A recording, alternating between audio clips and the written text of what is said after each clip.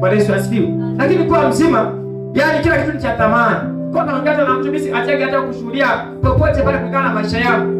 Kwamba tulipokuwa tunaenda Mtili juzi na rudi, nikamwambia yani unajua hata kama utapoteza kila kitu, maisha yataendelea. Nikamwambia alikuwa tumepanda kwenye gari wa Mtili, alikuwa anashuhudia ajali iliyotokea Ilinga.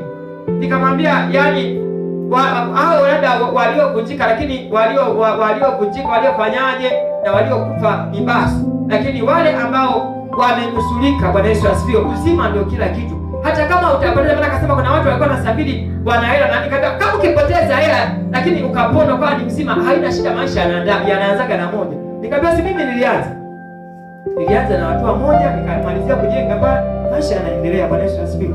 Maadamu Mungu amekupa neema, una viungo vyote, yani hajakutoa kiungo yani hujaathirika na chochote, Mungu ni mwaminifu sana, maisha yanaweza kaendelea. Lakini kama umepoteza kiungo au umevunjika, unakaa udini miaka nenda rudi, utafanyaje? Chochote Kristiano unakuwa unajutia tu. Bwana Yesu asifiwe. Kwa hiyo hebu tuthamini Mungu wetu na tufanye kwa kumaanisha mbele za Bwana. Anasema kwamba tukifanya